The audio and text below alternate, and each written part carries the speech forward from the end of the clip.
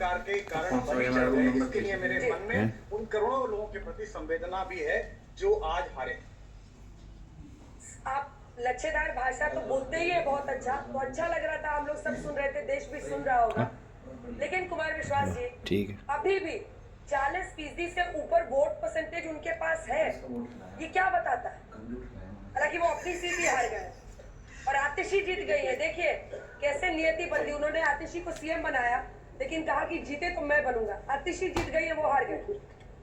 श्वेता, ये कोई नई कल परसों चैनल में आई हुई बच्ची मुझसे सवाल करती, या अंजना जी मुझसे सवाल कोई कल परसों आपकी इंटर्न करती तो मैं मान लेता। आप सब तो वो लोग हैं जिन्होंने हमें 10 और 11 में कांग्रेस के खिलाफ और सत्ताधारी उसके खिलाफ पसीने बहाते हुए, लाठी खाते हुए देखा है। ये कल राजनीतिक रूप से इंटर्न के रूप में शामिल हुए थे विधानसभा के प्रत्याशियों के फॉर्म चेक करने के लिए। इनको इसलिए चूंकि इनकी रीढ़ नहीं थी, उनके पीछे कोई मनुष्य नहीं था, कोई जनता नहीं थी, इनका कोई प्रभाव मंडल नहीं था। ये कुमार विश्वास नहीं थे कि चौराहे पे खड़े हो तो 50,000 आदमी गाए।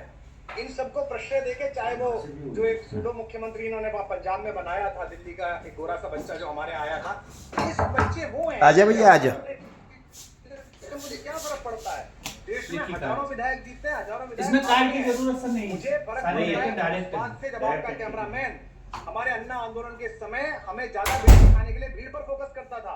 मुझे फर्क करता है आपके चैनल में बैठे उस आदमी से, जब हमसे कांग्रेसी बहस करते थे तो वो उसकी आवाज कहता था, भाई साहब आप जोर से बोलो, उसकी आवाज ज्यादा जोर से आ रही है। उन करोड़ों लोगों की हत्या का अपराध है। ये ऐसे नहीं धुलेगा कि एक कार्यक्रम में आप वो फ्लॉप हो गए या आप एक चुनाव हार गए। यहाँ से पतन का मार्ग प्रारंभ हो रहा है। मुझे दुख है कि अब भी कुछ लोगों को केवल मोदी को गाली दे रहे थे इसलिए मैं इनके साथ हूं, या केवल भाजपा को हराने की बात करने के साथ हूं। इस चक्कर में कुछ लोग आ गए हैं, ये सब भागेंगे, आप चिंता मत करिए। कुछ जड़बूट रह जाएंगे, उनसे मेरी सहानुभूति है।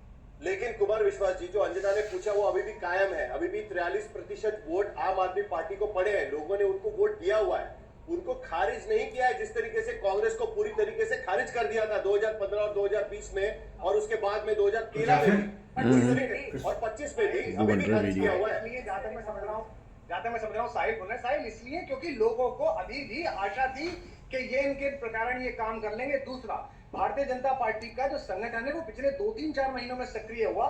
जब गृह मंत्री जी ने स्टेप इन किया, प्रधानमंत्री जी ने कमान हाथ में ली, अन्य तो उन्हें भी बहुत आशा नहीं थी। 2-3 महीनों में कन्विंस करने में कामयाब हुई इनकी पार्टी, भारतीय जनता पार्टी वालों की। और मेरे लिए ये राजनीतिक विश्लेषण के विषय नहीं है। इसके लिए आपके यहाँ इंपैनल्ड लोग हैं जो आपके यहाँ प्रतिदिन आते हैं और इस जो ये दैनिक शाम का दंगल होता है इसमें भाग लेते हैं। वे सब इस पर टिप्पणी करेंगे, वे निष्णात भी हैं इस प्रकार की आलोचना करने और सहने में। मेरे लिए मिश्रित प्रतिक्रिया का दिन है।